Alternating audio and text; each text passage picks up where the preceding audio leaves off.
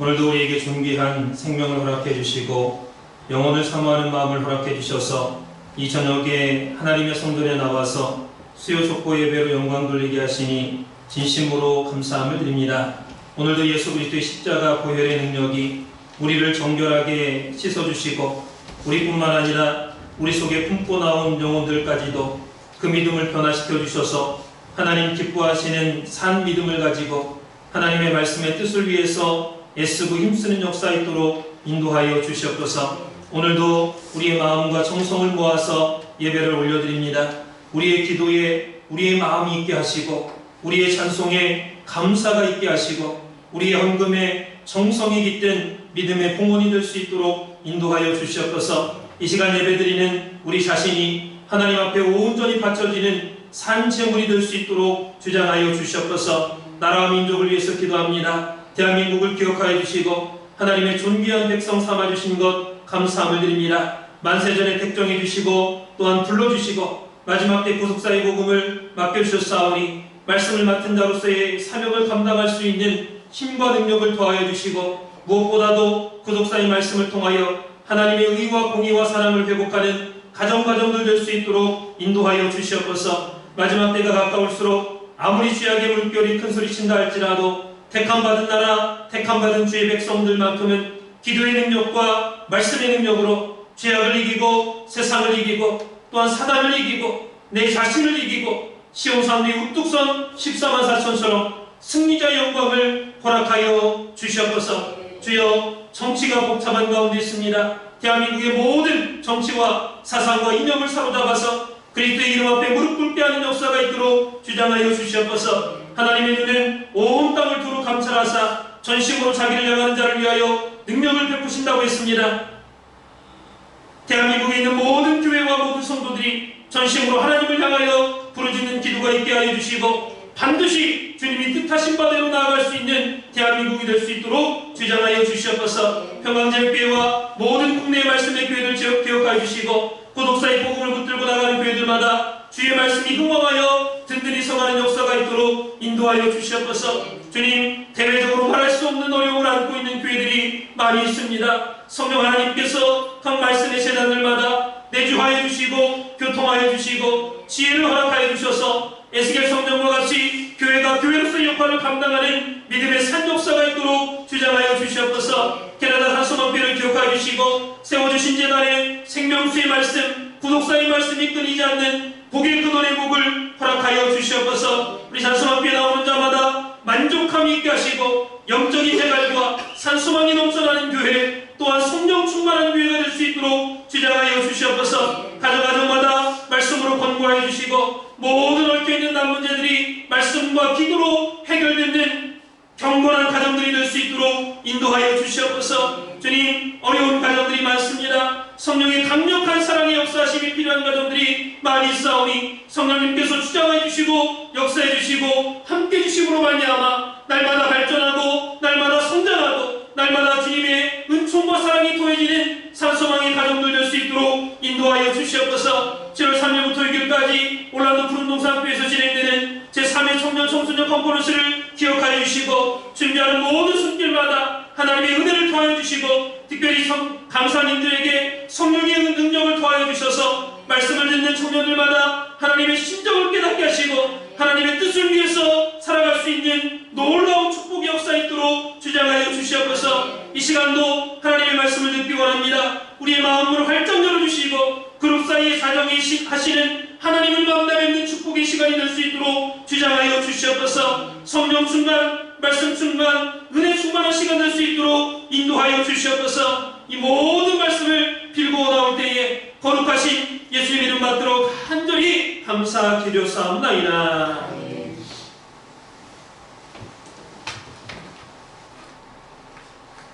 함께 은혜 받을 생명 양식은 출애굽기 25장 17절에서 22절까지 말씀입니다.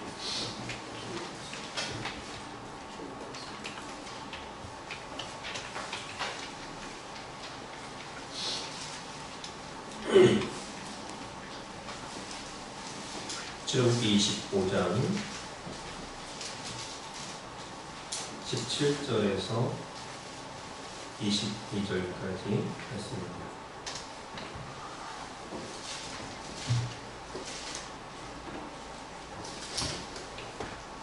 자, 지금 한 절씩 교독하도록 하겠습니다. 17절 말씀 제가 먼저 읽겠습니다. 출애굽기 25장 17절 말씀.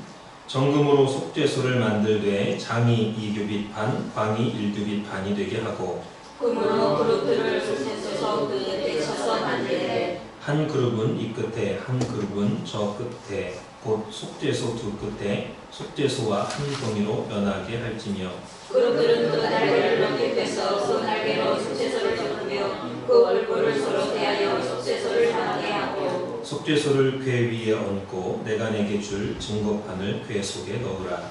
거기서 내가 너와 넣어 속죄소 그리고 증거궤 위에 있는 두 그룹 사이에서 내가 이스라엘 자손을 위하여 내게 명할 모든 일을 내게 이르리라. 이는 하나님의 말씀입니다. 그래서 오늘 함께 은혜받을 말씀의 제목은 그룹 사이에 좌정하시는 하나님, 그룹 사이에 좌정하시는 하나님이라는 제목으로 함께 내려나가도록 하겠습니다. 오늘 설교의 주제는 그룹입니다. 그룹. 좀 다소 어려운 내용이 될 수 있지만 여러분들이 잘 말씀을 들으시면 반드시 은혜 받는 귀한 시간이 될 수 있습니다. 자, 우리가 그룹 하면 창세기 24장, 3장 24절 말씀을 떠올리게 되죠. 그래서 아담이 타락한 후에 하나님께서 아담과 하와를 에덴 동산에서 내어 쫓으셨습니다. 그리고 나서 생명나무 앞으로 가는 길을 그룹과 화영검을 세워서 지키게 하셨다. 이렇게 말씀을 하고 있죠. 다시 말해서 우리가 생명나무의 실과를 따먹으려면 이 그룹에 대해서 반드시 알아야 된다는 것이죠. 그래서 예를 들어서 어떤 회사나 관공서에 들어가려면 그 건물에 경비가 있습니다. 그래서 이 경비가 막으면은 내가 목적한 사람을 만날 수가 없죠. 그래서 대통령이라 할지라도 내가 대통령을 만난다 할지라도 내가 대통령이 친구라고 해도 경비가 의심을 하면 들여보내질 않아요. 아니 하루에도 당신 같은 사람 수십 명이라고 말해요. 내가 당신을 어떻게 믿냐 이렇게 말하면 들어갈 수가 없죠. 그래서 마찬가지로 그룹이 이러한 생명나무 앞으로 우리를 인도하는 일을 중요한 역할을 감당하고 있다라고 할 때 그룹을 우리가 모르면 생명나무 앞으로 나갈 수가 없다라는 것을 성경은 말씀을 해주고 있습니다. 그렇다면 크게 첫 번째로 그룹은 무엇이냐? 성경에서 말씀하고 있는 이 그룹은 무엇을 나타내느냐? 이 성경에서 그룹은 내 생물이라고도 하고 또 스랍이라고도 불리고 있습니다. 그러나 이 그룹과 내 생물이나 스랍은 다 똑같은 존재를 말합니다. 다 똑같은 존재. 그래서 에스겔서에서는 생물로 또는 그룹으로 말씀을 하고 있고 이사야에서는 스랍으로 말씀을 하고 있고 요한계시록에서는 내 생물로 기록을 하고 있습니다. 중요한 것은 이름은 다르지만 다 같은 존재다라는 사실이죠. 그래서 작은 첫 번째로 이 그룹이라는 단어의 뜻은 뭐냐? 이 그룹은 중보자, 하나님과 가까이에 있는 자, 하나님을 섬기는 자, 하나님 앞에 나아갈 수 있는 자라는 뜻입니다. 그러므로 그룹은 하나님과 가장 가까이에 있는 존재임을 그 이름을 통해서 우리는 깨달을 수가 있습니다. 그러니까 생명나무의 길을 하나님께 가장 가까이 있기 때문에 지키고 있는 거예요. 하나님의 심부름도 하고 에덴 동산을 지키는 문지기 역할도 하고 하나님께서 어디 가실 때 수레처럼 같이 모시고 다니는 수행 비서와 같은 역할을 하고 있는 것을 성경은 말씀하고 있습니다. 작은 두 번째로 그럼 생물은 뭐냐? 생물. 이 생물은 생명체를 가지고 있는 존재, 살아있는 존재라는 뜻이죠. 그래서 이 그룹을 다른 말로 살아있는 내 생물로 표현하는 것은 그룹이 살아있다는 것을 강조하고 있는 표현입니다. 자, 그 세 번째로 그럼 스랍은 뭐냐? 스랍이라는 뜻은 뭐냐? 이 스랍은 불타는 자들이라는 뜻입니다. 불타는 자들. 이사야 6장 1절에서 3절 말씀을 보면 우시아 왕의 죽던 해에 내가 본즉 주께서 높이 들린 보좌에 앉으셨는데 그 옷자락은 성전에 가득하였고 스랍들은 모셔 섰는데 각기 6날개가 있어 그 둘로는 얼굴을 가리었고 그 둘로는 그 발을 가리었고 그 둘로는 날며 서로 창화하여 가로되 거룩하다 거룩하다 거룩하다 만군의 여호와여 그 영광이 온 땅에 충만하도다. 이렇게 이사야 선지자가 우시아 왕 죽던 해에 자기가 계시 이상을 보고 기록한 말씀이죠. 그래서 하나님의 보좌에 하나님께서 높이 들린 보좌에 앉아 계시고 그 옷자락이 성전에 가득하고 주변의 스랍들이 하나님을 이렇게 모셔 선 모습을 지금 말씀하고 있는 거예요. 이렇게 두 날개로 얼굴을 가리고 둘로는 발 가리고 둘로는 날고 창화해서 노래해서 거룩하다 거룩하다 거룩하다 이렇게 노래하고 있는 모습을 기록하고 있는 말씀입니다. 그러므로 이 그룹은 타락한 인간이 성화되어서 생명나무의 열매를 먹을 수 있는 그러한 정도의 수준에 도달한 그러한 모습을 보여주는 영적인 존재다라고 이해하시면 쉬울 것 같습니다. 그룹이 뭐냐 할 때 타락한 인간이 성화, 온전하게 되어서 생명나무 열매를 먹을 수 있을 정도의 수준에 도달한 모습을 보여주는 영적인 존재다. 그래서 쉽게 표현하면, 쉽게 말하면 천사와 같은 존재죠. 그래서 결국 믿음의 성도가 그 타락을 회복해서 온전한 모습을 갖춘 믿음의 성도를 상징하지만 쉽게 천사와 같은 존재다 이렇게 이해를 하시면 되겠습니다. 그래서 우리가 신앙생활하는 이유가 뭐냐? 하나님의 말씀을 받아서 타락한 모든 속성을 회복하고 변화돼서 하나님의 형상을 회복하기 위해서 우리가 신앙생활을 하고 있다 이렇게 말할 수 있죠. 그래서 이러한 맥락에서 볼 때 그룹은 우리가 신앙생활의 최고의 고지에 도달한 모습으로 볼 수 있다는 것. 그래서 하나님의 형상대로 지음받은 사람이 본래 가지고 있어야 될 최고의 존귀한 상태, 그때의 모습으로 회복되었을 때의 모습이다라는 것입니다. 그러므로 그룹은 우리 신앙생활의 목적이라고도 할 수가 있죠. 우리가 원더랜드나 이런 미국에도 마찬가지지만 놀이공원에 가면은 연령이나 키를 제한해 놓는 표시를 많이 볼 수가 있습니다. 그래서 몇 살 이하는 또는 키가 얼마 이하는 이 기구를 사용하면 안 됩니다. 이렇게 제한을 해놓은 안내판을 볼 수가 있죠. 이것은 최소한의 기준이 되는 키가 돼야 그 놀이기구를 안전하게 이용할 수 있으니 그 기준에 미달된 사람은 위험하니까 타지 마십시오. 우리한테 안내해 주는 거예요. 그룹도 마찬가지입니다. 그룹이 단지 생명나무 앞으로 나가는 길을 지키는 사명만 있는 게 아니라 생명나무의 실과를 먹을 수 있는 자격, 그 기준을 가르쳐주는 역할도 그룹이 하는 거예요. 그러므로 우리는 그룹을 자세하게 살펴보고 그룹을 잘 깨달으면 생명나무 앞으로 나가는 그러한 자격을 발견할 수 있다는 것입니다. 그래서 예를 들어서 그룹이 이렇게 생겼구나, 그룹이 이런 속성을 갖고 있구나, 이거를 잘 알아야 우리가 깨닫고 또 그렇게 되기 위해서 노력하고 준비할 수 있다는 것. 그러나 반대로 신앙생활하면서 이 그룹에 대해서 관심도 없고 또 모르고 살아간다면 마치 목표 없이 신앙생활을 하고 있는 것과 마찬가지다. 왜? 그룹이 회복한 성도의 온전한 모습을 상징해주고 보여주고 있기 때문에.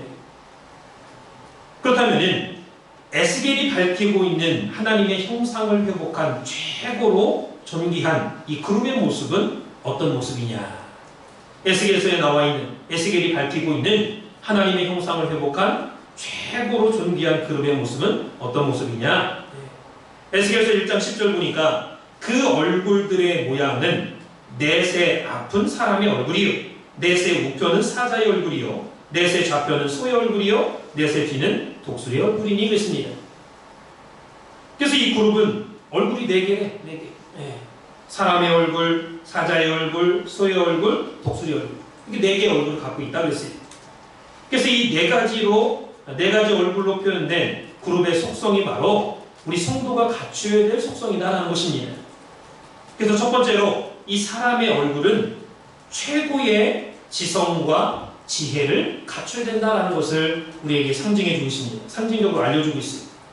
그래서 모든 피조물 가운데 하나님께서 창조한 사람이 가장 지혜로운 존재죠. 사람보다 더 똑똑한 짐승이나 피조물 있어요? 없잖아요. 그러니까 그룹이 이 사람의 얼굴을 하고 있다는 것은 가장 지혜로운 최고의 지성과 지혜를 갖추고 있어야 된다. 또 두 번째로 사자의 얼굴은 사자와 같은 용기와 용맹스러움을 가지고 있어야 된다라는 것을 우리에게 상징적으로 교훈해주고 있습니다. 이 사자는 동물의 왕이죠. 왕같이 담대하고 용맹한 믿음을 갖고 있어야 된다는 것을 말씀을 해주고 있는 거예요. 이러한 믿음이 있어야 목에 칼이 들어온다 할지라도 끝까지 예수님을 부인하지 않고 믿음을 지킬 수 있다는 거예요. 세 번째로 소의 얼굴을 그룹의 얼굴을 소의 얼굴로 말씀하고 있는 것은 인내심과 충성심을 가지고 있어야 된다. 우리에게 가르쳐주고 있죠. 소는요 평생 주인을 위해서 일하다가 죽을 때도 가죽도 고기도 머리도 다리도 꼬리도 모든 걸 다 주인에게 남겨주고 가죠. 하나도 버릴 게 없어요. 또 소는 우보철이라고 느린 것 같지만 인내 끝까지 참고 한 걸음 한 걸음 꾸준하게 충성하는 게 소입니다. 모든 것을 주인을 위해서 바치고 가는 이 충성된 동물인 소를 통해서 우리도 하나님 앞에 인내심과 충성심을 갖추어야 된다는 것을 나타내주고 있죠.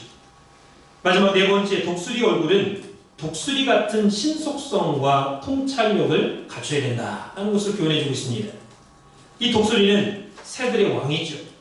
날개가 크고 깁니다. 이 독수리는 폭풍이 치면 그 폭풍을 타고 높이 올라갑니다. 그래서 높이 올라가가지고 폭풍을 뛰어넘어가는 거예요. 폭풍이 아무리 세게 불고 해도 오히려 그걸 이용해가지고 높이 올라가 폭풍을 건너뛰는 거예요. 독수리는 눈이 밝죠. 특성이.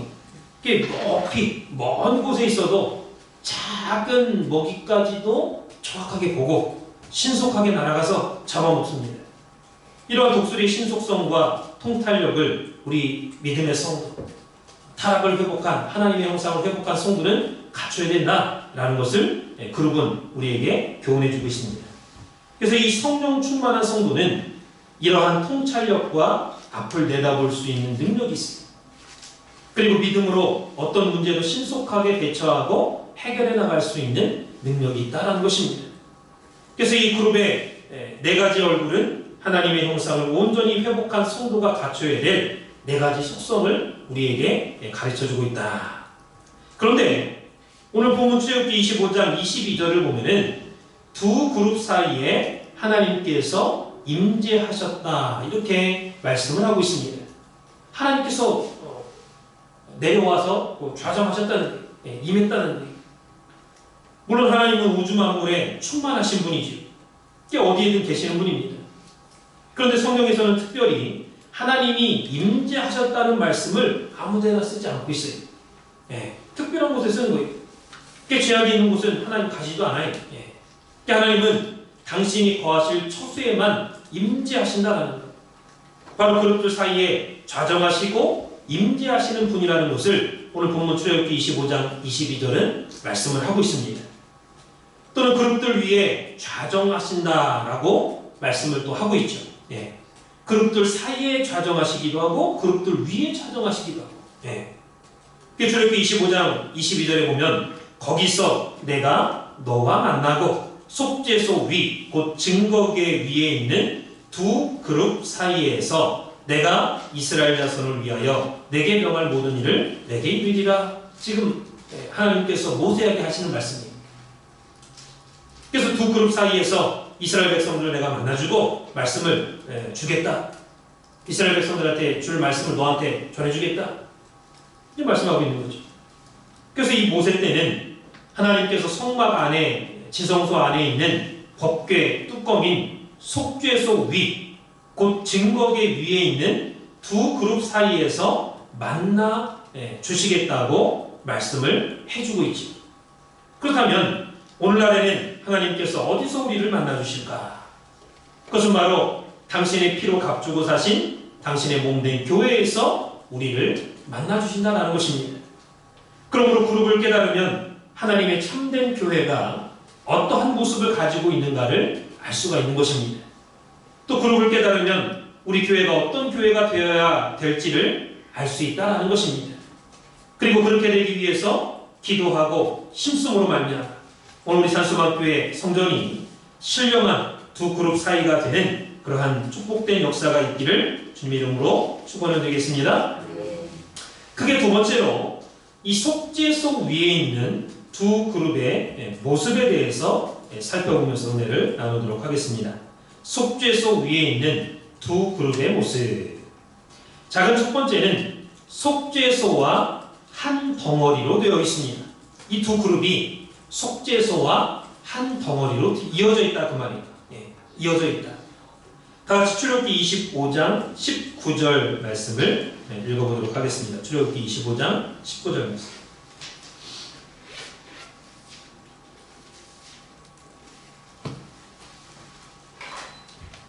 자, 25장 19절 말씀 찾으시면 한 목소리로 공부하겠습니다. 시작. 한 그룹은 이 끝에, 한 그룹은 저 끝에, 곧 속죄소 두 끝에, 속죄소와 한 덩이로 연하게 할지며. 그룹이 새처럼 양쪽에 날개가 있잖아요. 그리고 그룹 한 개, 두 개, 하나님의 법궤 위에가 속죄소인데 그 속죄소 위에는 속죄소 밑바탕하고 그룹하고 붙어 있어요. 붙어서 천사 모양처럼 이렇게 날개, 두 날개를 이렇게 해가지고 두 그룹이 서로 마주보고 있습니다. 속죄소를 향해서 얼굴을 이렇게 숙여가지고. 그래서 이 두 그룹이 19절에 한 그룹은 이 끝에, 한 그룹은 저 끝에. 그러니까 법궤의 뚜껑 이쪽 끝하고 저쪽 끝에 그룹이 있다는 거예요. 그 다음에 곧 속죄소 두 끝에 속죄소와 한 덩이로 연하게 할지며. 그러니까 속죄소 법궤 뚜껑하고 붙어가지고 한 덩어리로 연하나 붙어갖고 이렇게 만들어라 그 말이죠. 붙여서 만들어라. 여기 속죄소 두 끝에 속죄소와 한 덩이로 연하게 할지며, 이 말씀은 속죄소 따로 만들고 그룹을 따로 만들어서 그룹을 속죄소 위에다가 붙여서 만들어라 그런 말씀이 아니라 작은 송아지만한 크기의 금덩어리, 큰 둥그런 금덩어리를요 그냥 두들겨 패고 이렇게 계속해서 치고 두들겨가지고 평평하게 먼저 이렇게 밑바탕을 만들어야 될 거 아니에요. 속죄소도 이렇게 덮으려면 그 뚜껑을 이렇게 뚜껑 덮으려면 평평하게 먼저 만들어야죠. 그리고 그것만 평평하게 만드는 게 아니라 또 이만큼 뭉텅이를 이만큼 남겨두고 이만큼 남겨줘서 평평하게 만든 그 위에다 붙여가지고 연해서 붙여가지고 그룹을 다 만들어야 되는 거예요. 원래 이만한 덩어리를 자꾸 쳐가지고 이렇게 밑은 평평하게 하고 또 이만큼은 또 한 뭉텅이를 여기 붙여가지고 그룹을 점점 그 그룹의 모양을 만드는 거죠. 얼마나 정교하고 얼마나 어렵겠어요. 만들 때. 그냥 따로 그룹 따로 뭐 밑에 뚜껑 따로 해가지고 딱 붙이는 게 아니라 한 덩어리를 막 계속 쳐가지고 만들어야 되니까 힘든 거죠. 계속 두들겨 패야 돼. 그래서 오늘 우리 신앙생활 하는 것도 계속해서 하나님의 알게 모르게 우리를 향한 사랑의 채찍이 가해진다는 것. 그래서 이 속죄소는 죄를 속해주는 자비의 보좌라는 뜻이죠. 그래서 속죄소는 언약궤를 덮는 뚜껑이 바로 속죄소입니다. 언약궤를 덮는 뚜껑. 그 언약궤 상자 속에는 십계명이 새겨져 있는 두 돌판과 만나를 담은 항아리와 또 아론의 쌍난 지팡이가 들어있습니다. 특별히 십계명이 기록된 두 돌판이 그 언약궤 속에 들어있습니다. 그래서 언약궤죠. 그러므로 이 언약궤를 속죄소라는 뚜껑으로 덮었다는 것은 오늘 우리에게 무엇을 가르쳐주고 있느냐? 그것은 바로 하나님께서는 언약궤 안에 있는 율법의 잣대로 이스라엘 백성들 그리고 오늘날 저와 여러분들을 심판하지 않으시겠다라는 것을 보여주는 겁니다. 그래서 속죄소가 자비의 보좌고 은혜의 보좌예요. 하나님이 임재하시는 하나님의 그 죄를 속해 주시는 자비, 사랑이죠. 사랑의 보좌, 은혜의 보좌. 만약에 그 안에 들어있는 율법을 끄집어내서 우리를 심판하신다면 이 세상에 구원받을 사람이 아무도 없죠. 왜? 다 율법에 접촉되니까. 다 죄인이에요. 다 죄인. 다 죽을 수밖에 없어요. 그러니까 만약에 그 율법대로 행한 대로 하겠다면 뭐 살아남을 자가 누가 있어요? 하나님께서 율법을 그 안에 넣으시고 속죄소 뚜껑으로 덮으신 후에 나는 이 율법대로 심판하지 않고 너희의 모든 죄를 내가 덮어주겠다라고 하시는 그 하나님의 마음, 언약의 말씀을 속죄소로 언약궤를 덮은 형상으로 지금 말씀을 하고 있는 거예요. 그러므로 이 속죄소는 예수 그리스도의 보혈의 피를 예표하고 있습니다. 이 속죄소가 율법을 덮은 것과 같이 예수님의 보혈의 피가 구약의 율법을 다 덮어 은혜로. 예수님이 오신 것은 구약의 율법 시대를 마감하고 그걸 온전히 완성하고 새로운 은혜 시대를 열었어요. 은혜 시대. 그게 이제 율법으로 모든 것을 판단하고 율법으로 정죄하고 율법으로 구원받는다 이렇게 알고 있던 구약 시대는 가고 예수님이 오시면서 은혜로, 사랑으로, 용서로 덮고 용서해주고 또 은혜를 베풀어 주셔서 잘할 수 있도록 격려해 주시고 힘을 주신 그런 은혜 시대를 여신 거죠. 그래서 중요한 것은 이 속죄소와 그룹은 한 덩어리였다라는 것입니다. 또 한 덩어리다라는 것입니다. 연해서 이어져 있다 그 말이에요. 이건 무엇을 의미하느냐? 바로 성도는 예수 그리스도의 보혈의 피에 기초하고 있다. 그러니까 예수 그리스도의 보혈의 피와 뗄래야 뗄 수 없는 예수님의 속죄의 은혜와 분리될래야 분리될 수 없는 불가분의 존재다라는 거예요. 그러니까 성도가 예수님의 피와 예수님의 은혜와 분리되면 성도가 아니죠. 어떻게 구원받아? 그러니까 성도는 항상 예수님의 십자가의 은혜가 피가 늘 따라다니는 거예요. 늘 붙어있어 항상. 그래서 함부로 다른 사람 정죄하지 않고 함부로 그냥 내치지 않고 하나님의 은혜로 말을 해도 은혜로 행동을 해도 은혜로. 그게 지금 우리의 존재는 예수님의 은혜로부터 시작이 되었다. 그래서 요한복음 3장 5절에 예수께서 대답하시되 사람이 물과 성령으로 나지 아니하면 하나님 나라에 들어갈 수 없느니라. 하나님 나라 볼 수도 없다고 했어요. 그게 물과 성령으로 거듭나지 않으면. 그래서 성도는 예수 그리스도의 보혈의 피로 또 물과 성령으로 다시 거듭남으로 말미암아 새롭게 된 존재들입니다. 새롭게 된 존재들이. 다시 말해서 예수님의 은혜로 다시 태어나야만 새 사람이 되고 천국 백성이 될 수 있다는 것을 말씀해주고 있죠. 이렇게 속죄소와 두 그룹이 한 덩어리라는 것은 성도는 예수 그리스도와 하나로 연합된 존재이기 때문에 절대로 예수님과 분리돼서는 안 된다는 것입니다. 더 나아가서 속죄소로 언약궤의 율법을 덮어주신 같이 다른 사람의 허물과 죄를 밝히 드러내는 게 아니라 덮어주고 용서해 줄 수 있는 그러한 삶을 살아야 된다라는 것을 우리에게 가르쳐주고 있습니다. 그래서 우리 산소학교 성도님들은 서로 율법의 잣대로 판단하고 비판하는 것이 아니라 예수 그리스도의 은혜와 자비로 서로를 용서해주고 받아들 수 있는 그러한 모든 성도님들 되시기를 주님의 이름으로 축원을 드리겠습니다. 작은 두 번째는 두 그룹은 날개를 높이 펴서 속죄소를 덮고 있습니다. 지금 우리가 그룹에 대해서 지금 계속 살펴보고 있는 거예요.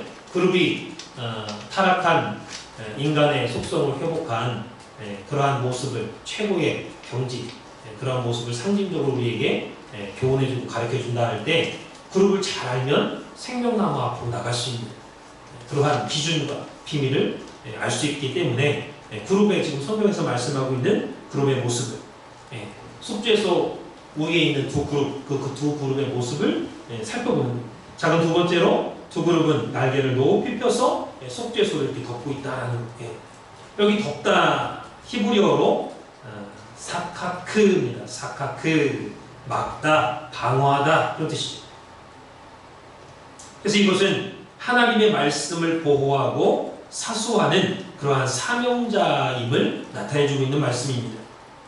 그래서 성도는 그룹들처럼 주의 몸된 교회를 생명받쳐 지키는 그러한 사명을 감당하는 존재들이다라는 것을 말해주고 있죠.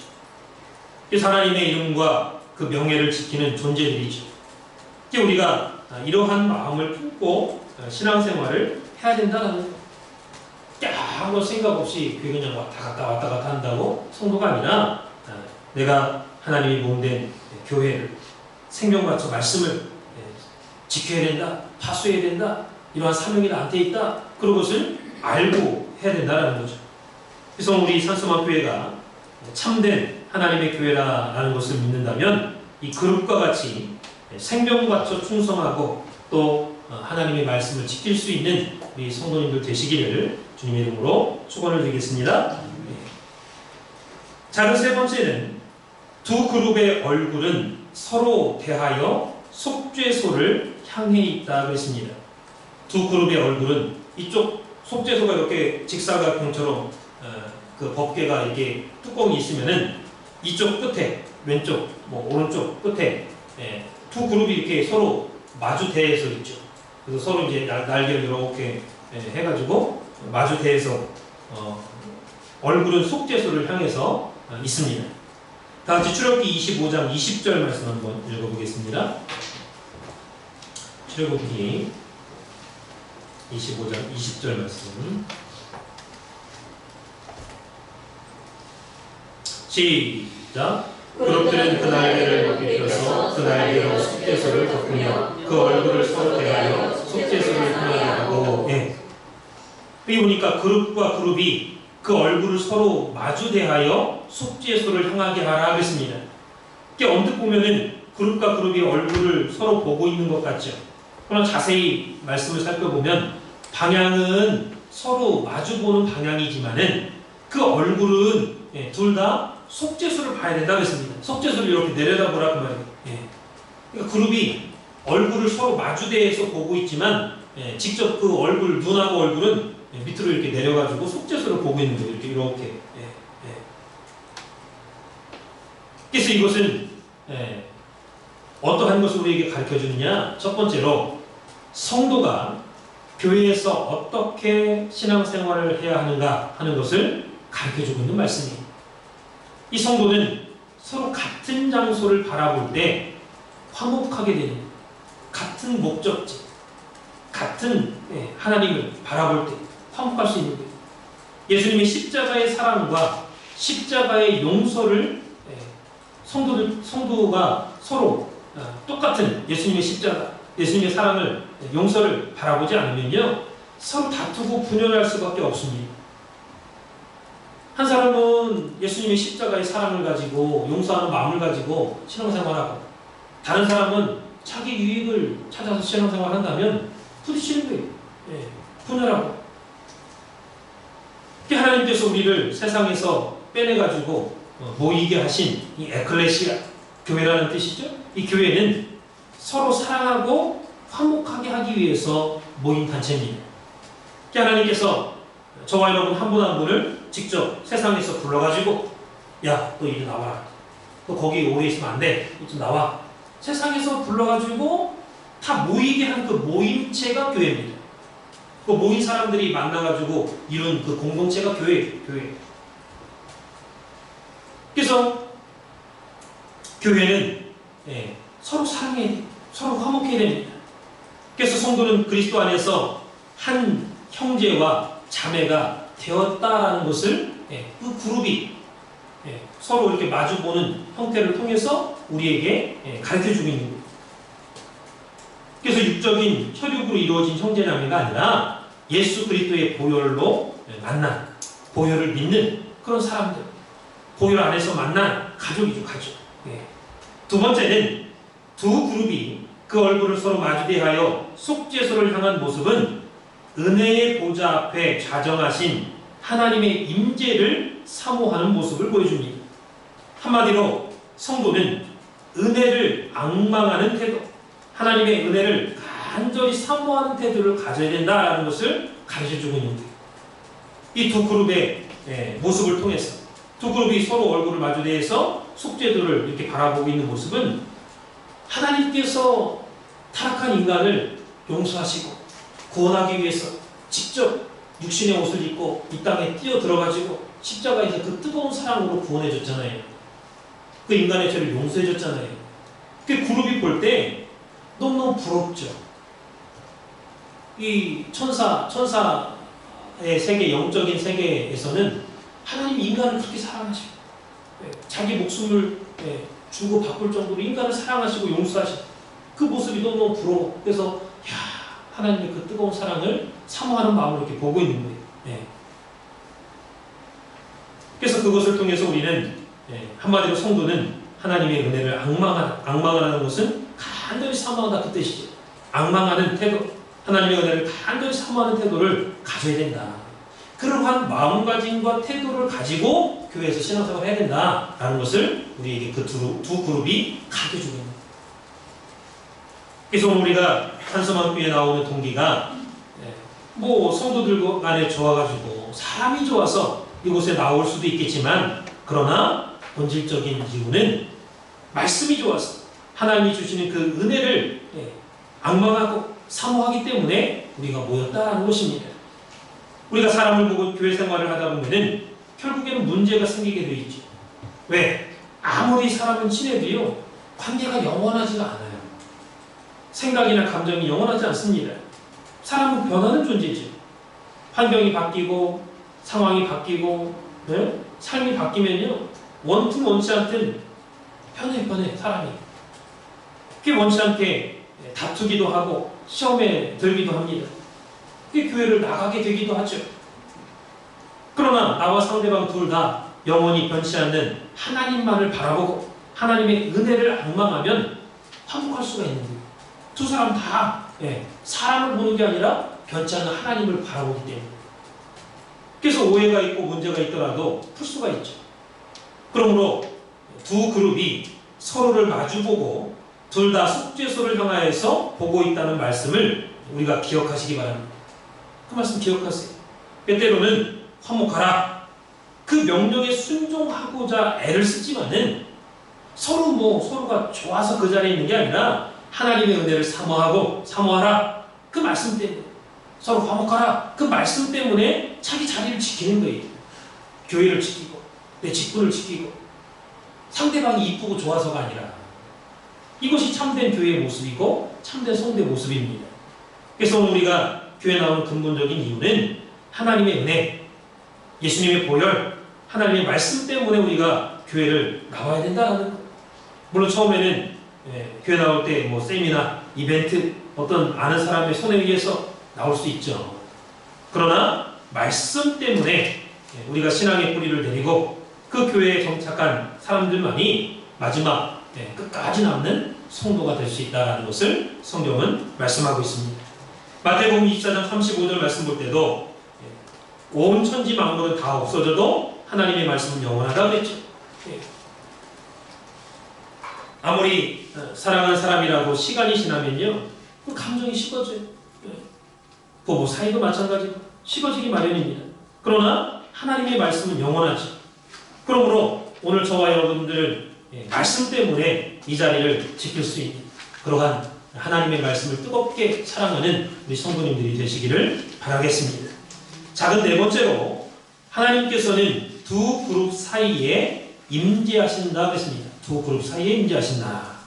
출애굽기 25장 22절에 거기서 내가 너와 만나고 속죄소 위 곧 증거계 위에 있는 두 그룹 사이에서 내가 이스라엘 자손을 위하여 내게 명할 모든 일을 내게 이루리라.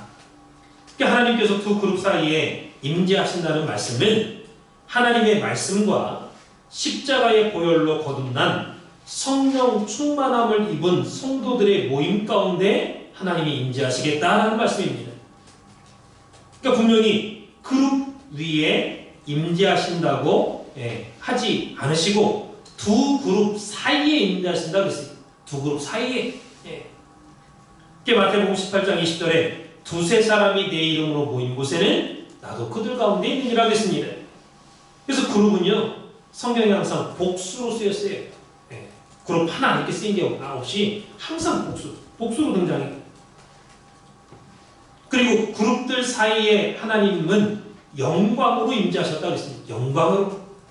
그래서 그룹이 성화되어 하나님의 영광의 형상을 온전히 회복한 성도의 모습이라면 그런 성도들이 모였을 때 그 가운데 하나님의 영광이 임하시고 그 영광은 세상에 드러난다라는 것을 성경은 말씀하고 있습니다. 그래서 그 그룹들이 바로 하나님의 속성을 반영하는 존재들입니다. 하나님의 속성은 너무너무나 다양해가지고 다 책으로 기록할 수가 없죠. 그러나 항상 사람들의 머릿속에 기억되고 있는 또 기록된 말씀 가운데 가장 두드러진 모습이 있는데 그게 뭐냐? 그게 바로 사랑입니다. 하나님의 속성 중에 가장 강력한 속성이 뭐냐? 사랑. 요한일서 4장 8절 보니까 사랑하지 아니하는 자는 하나님을 알지 못하나니 이는 하나님은 사랑이시니라 했습니다. 하나님의 가장 두드러진 속성이 바로 사랑이죠. 사랑. 사랑은 혼자서는 절대로 할 수 없는 게 사랑이에요.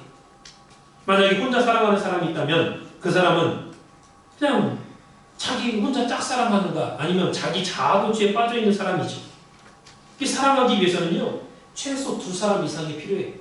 나 이외에 다른 사람이 필요한 거예요. 세상에서도 남녀 간의 사랑은요 딱 둘만 있어야 돼. 만약에 나와 가장 친한 내가 결혼하고 같이 한평생을 살 그 딱 한 사람만 있어야지. 만약에 두 사람이 경쟁 상대가 두 사람이야. 세 사람이 서로 그냥 서로 좋아하고 서로 한다. 그 결국에는 깨지게 돼 있는 거예요. 그래서 그 가운데 한 명이 더 들어가면 그 사람은 깨지게 마련이에요. 그러나 하나님께서 말씀하시는 사랑은 무조건적인 아가페 사랑을 말합니다. 아가페 사랑. 그러므로 하나님의 사랑은 둘, 셋, 100명, 1000명, 몇 명 얼마든지 많은 숫자가 있다 할지라도 가능한 사랑이죠. 그래서 이러한 사랑은 그룹같이 하나님의 온전한 형상을 회복한 성도들이 모여서 사랑을 주고받을 때 하나님이 그 사랑 가운데 임재하시겠다, 임하겠다라고 하는 말씀입니다. 사랑하는 성도 여러분, 오늘 우리 산수망교회가 그러한 교회가 되어야 되겠습니다. 이 사랑은 명사가 되면 안 됩니다. 동사가 돼야 돼요. 사랑은 말로만 끝나는 것이 아니라 행동으로 실천하는 게 사랑이에요. 말로 내가 너 사랑한다. 맨날 말만 하면 뭐예요? 행동을 하는 사람이에요. 행동이 돼야 돼요. 동사가 돼야 돼요. 사랑은 또한 현재 진행형이 돼야 됩니다. 과거에 내가 아무리 뜨겁게 사랑했다 할지라도 지금 사랑하지 않는 건 사랑이 아니지. 지금도 사랑해야 사랑입니다. 지금도 사랑하고 있어요. 자, 그럼 다섯 번째로 이렇게 하나님의 형상을 회복한 그룹들이 모여서 날개를 칠 때 하나님의 음성이 성전 뜰 바깥까지 들린다 그랬습니다. 하나님의 음성이 성전 뜰 바깥까지 들린다. 하나님의 형상을 회복한 그룹들이 모여가지고 날개를 칠 때 하나님의 음성이 성전 뜰 바깥까지 들린다. 에스겔 10장 5절과 12절 거기 보면은 그룹의 모습을 어떻게 묘사하고 있느냐, 온 몸과 날개와 바퀴에까지 눈으로 가득하다 이렇게 기록하고 있습니다. 사람은 눈이 두 개죠. 그런데 그룹은 머리 뒤에도 눈이 있고 팔도 날개에도 눈이 가득하다는 거예요. 눈이 가득하다는 거예요. 이 도대체 그룹의 형상을 어떻게 그림으로 형상으로 그릴 수가 없어. 다 눈을 그려야 돼. 온몸에. 그래서 이 눈은요 성경에서 성령을 상징해요. 성령. 그 말씀이 어디 있느냐? 요한계시록 5장 6절에 있습니다. 그래서 일곱 눈은 하나님의 일곱 영이더라 그랬어요. 일곱 눈, 완전한 눈을 말하죠. 일곱 개 있는 게 아니라 완전한 눈, 하나님의 일곱 영. 완전한 영, 성령을 말하는 거예요.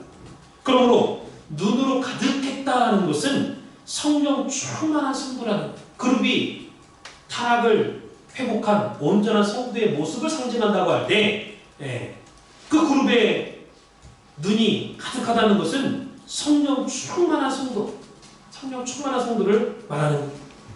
이러한 그룹들이 날개를 칠 때 그 날개 소리가 바로 하나님의 음성처럼 들렸다라는 것입니다. 쉽게 말하면 성령 충만한 성도들이 한 마음으로 모여서 교회에서 찬양하고 복음성가 또는 찬양, 성가대 연습하고 기도하고 이 말씀운동, 복음운동을 펼칠 때 그때 나는 소리가 바로 그룹이 날개치는 소리라는 거예요. 그래서 교회 밖에서 이 소리를 듣는 사람들이 야, 하나님 음성 같구나. 하나님의 음성 같아. 하나님의 음성. 예수님이 승천하시고 나서 10일 후에 오순절에 예루살렘을 떠나지 마라 하시는 예수님의 말씀대로 마가리완의 다락방에 모여서 기도할 때 120문도와 제자들에게 성령이 충만하게 임했죠. 충만하게. 그러니까 성령이 충만하게 임하자 제자들이 가만히 있지 못해. 나가서 방언했죠. 방언하고 복음 땅끝까지 이르러 내 증인이 되라 하신 말씀처럼 예수님의 복음을 증거했어요. 증인이 됐습니다. 그래서 나가서 복음 운동을 펼치는 모든 행위가 바로 그룹이 날개치는 모습이라고 할 수 있는 거예요. 그러니까 성령 받은 제자들이 이제 하나님의 권세의 날개를 힘입어가지고 나가서 말씀을 전하는 그 목소리가 바로 하나님의 음성과 마찬가지다라는 거예요. 오늘날 저와 여러분들이 말씀을 충만히 받고 성령을 충만히 받아서 우리 교회가 사랑이 충만해서 하나님이 임재하시는 그러한 교회가 되고 또 각자 구속사의 말씀을 들고 나가서 말씀 운동을 전개해 나갈 때 이것이 날개치는 소리가 돼서 세상 사람들에게는 하나님 아버지의 음성으로 들리는 그러한 역사가 있다는 것을 믿으시기 바랍니다. 결론적으로 이 그룹들은 하나님의 영광을 이 세상에 나타내는 매개체 역할을 하는 존재들이다. 매개체가 뭐예요? 이것과 이것을 연결시켜주는 거. 뭘 전달해주는 거. 어느 그 통로를 통해서 이렇게 나가듯이 매개체. 그 그룹이 하나님의 영광을 이 땅에 나타내는 매개체다. 그룹이 성도라고 했잖아요. 타락을 회복한 성도의 모습을 나타낸다고 했잖아요. 그러니까 성도는 하나님의 영광을, 하나님의 복음을 이 땅에 나타내는 매개체가 되어야 된다는 거예요. 그게 그룹의 사명이고 성도의 사명입니다. 그게 하나님의 영광은 성령의 역사죠. 하나님의 영광은 다른 말로 성령의 역사예요. 그러니까 성경에서 성령과 영광은 같은 것이지만 차이가 하나 있어요. 뭐가 차이냐? 어떤 차이가 있느냐? 성령은 우리 눈에 보이지 않습니다. 반면에 하나님의 영광은 눈으로 보이게 나타난다는 거예요. 그래서 성경은 성령을 바람으로 표현할 때가 많죠. 여러분, 바람은 눈에 잘 보이지 않습니다. 그러나 바람이 지나가면 나무가 막 흔들려. 지붕이 막 날아가. 바람의 흔적은 우리가 볼 수 있잖아요. 이러한 바람의 역사를 우리가 볼 수 있듯이 성령과 하나님의 영광과의 관계도 마찬가지입니다. 비록 성령이 눈에 보이지 않지만은 성령이 역사할 때 하나님의 영광이 나타나는 거예요. 그래서 많은 사람들이 복음을 받아들이고 기뻐하고 즐거워하고 그런 모습들을 우리 육신의 눈으로 볼 수 있다는 거예요. 예수님의 제자들이 처음에 겁쟁이들이었죠. 그러나 성령 충만을 받았을 때 담대하게 말씀을 증거했습니다. 이렇게 달라진 제자들을 만난 사람들이 뭐라고 했느냐? 이야, 저 사람들이 술 취한 사람들 같다는 술 취한 사람. 새술에 취했다고 했어요. 그냥 막 알지 못하는 방언을 하고 성령의 능력으로 병도 고치고 귀신 쫓아내고 기사이적을 행하고 하니까 성령을 모르잖아요, 이방 사람들은. 그러니까 야, 저 사람들이 도대체 자기 힘이 아니야. 막 술 취한 사람처럼 그냥 막 방언하고 막 기사이적 나타내고 그러니까 야, 새술에 취했구나. 그 대제사장들하고 관원들은요, 예수님의 제자들을 잡아가지고 목에 가뒀어요. 그때 베드로가 성령 충만해가지고 뭐라고 대답했느냐? 다 같이 사도행전 4장 19절에서 21절까지 읽어보겠습니다. 사도행전 4장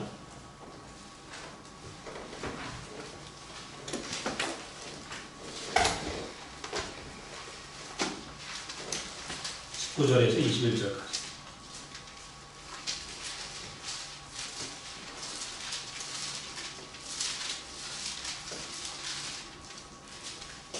시작. 베드로와 요한이 대답하여 가로되 하나님 앞에서 너희 말 듣는 것이 하나님 말씀 듣는 것보다 옳은가 판단하라. 우리는 보고 들은 것을 말하지 아니할 수 없다 하니 관원들이 백성을 인하여 저희를 어떻게 벌할 도리를 찾지 못하고 다시 위협하여 놓아주었으니 이는 모든 사람이 그 된 일을 보고 하나님께 영광을 돌림이더라. 아멘.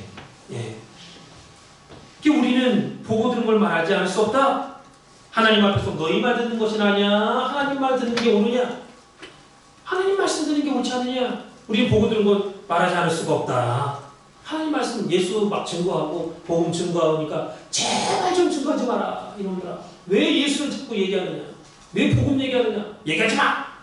위협했지만은 떳떳하게 성령 충만하니까 떳떳하게 얘기하는 거야. 야, 하나님 앞에서 너희 말 들으랴. 하나님 말씀 듣는 게 옳으냐? 이놈들아. 우리는 보고 들은 거 말하지 않을 수 없어. 그 다시 막 위협해가지고 놓아줬지만 이 모든 사람이 그 된 일을 보고 하나님께 영광을 돌렸다 그랬지. 그래서 성령은 보이지 않지만 성령 충만함을 입은 제자들이 말씀을 증거할 때 하나님 앞에 영광 돌리는 역사가 있다는 거예요. 기사회적 일어나고 또 많은 사람들이 이야 이거 대단하구나. 이야 진짜 하나님 살아계시구나. 하나님 앞에 영광 돌리는 그러한 역사가 있다는 것을 믿으시기 바랍니다.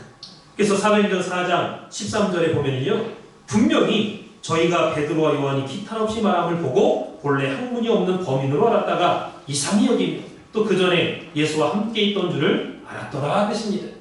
그러니까 베드로와 요한 가만히 보니까 사실 못 배운 사람들인데 어부 출신이고 대학도 안 나오고 학교 근처도 안 갔던 사람인데 너무나 말을 잘해. 그냥 말씀이 술술술술 나오고 능력이 막 나가고 또 예수님하고 함께 있었던 사람들이 보니까 이 말씀은 제대로 배우지도 못한 그냥 평범한 범인, 평범한 사람인 줄 알았는데 이야 이 사람들이 예수와 함께 있었던 걸 보니까 예수님한테 배웠구나 이렇게 생각했다는 거예요. 이것이 바로 하나님께 영광을 드러낸 거죠. 이게 성령의 역사입니다. 그래서 오늘도 성령은 우리 눈에 보이지 않지만은 성령 받은 사람이 행하는 것은 우리 눈으로 볼 수 있다는 거예요. 그래서 오늘 우리 산소막교회 전체가 성령 충만한 그룹과 같은 그러한 성도님들이 되시기를 바라겠습니다. 그리고 성령이 인도하시는 대로 말씀을 증거하고 행동할 때 하나님 아버지의 영광이 저와 여러분들을 통해서 나타나는 저와 여러분들 가운데 나타나는 그러한 역사가 있다는 것을 믿으시기 바랍니다. 그래서 오늘도 그룹 사이에 자정하시는 하나님이시다라는 것을 기억하시고 그룹처럼 성령 충만함을 받아서 하나님의 영광을 드러내는 우리 산소막교회 성도님들 되시기를 주님의 이름으로 축원을 드리겠습니다. 기도하겠습니다. 살아계신 아버지 하나님, 오늘 출애굽기 25장 17절에서 22절 말씀을 통해서 그룹 사이에 자정하시는 하나님이라는 제목으로 말씀을 증거했습니다. 살아계신 하나님께서 그룹을 통해서 오늘 우리 믿음의 성도들이 어떻게 타락을 회복하고 생명나무 앞으로 나갈 수 있는가, 그러한 자격에 대해서 다시 한번 깨닫게 해주시니 진심으로 감사를 드립니다. 살아계신 아버지 하나님, 저희는 그룹과 같이 성령 충만하지 못하고 우리의 생각과 고집대로 화목하지 못하고 감사하지 못하고 행동할 때가 많습니다. 그러나 다시 한번 오늘 주시는 말씀을 통해서 깨우쳐 주시고 또 은혜 베풀어 주셔서 이후의 모든 신앙생활이 그룹처럼 하나님의 거룩한 은혜, 십자가의 보혈의 능력을 사모하고 사랑하고 간절히 앙망할 수 있는 그러한 화목한 신앙생활을 할 수 있도록 주장하여 주시옵소서. 저희들은 부족하지만 성령님께서 충만하게 역사하실 때에 하나님의 일곱 눈이 일곱 영의 역사라고 말씀했습니다. 성령 충만한 역사가 우리 마음 가운데, 우리 생활 가운데, 우리 가정 가운데, 우리 교회 가운데 임할 수 있도록 인도해 주시고, 성령 충만함을 입어서 날마다 하나님의 영광을 우리 모든 주변 사람들에게 나타낼 수 있는 산소목회 성도님들 될 수 있도록 주장하여 주시옵소서. 기도한 대로 이루어 주실 것을 믿고 감사드리며 사랑 많으신 예수님 받들어 간절히 감사 기도로사옵나이다.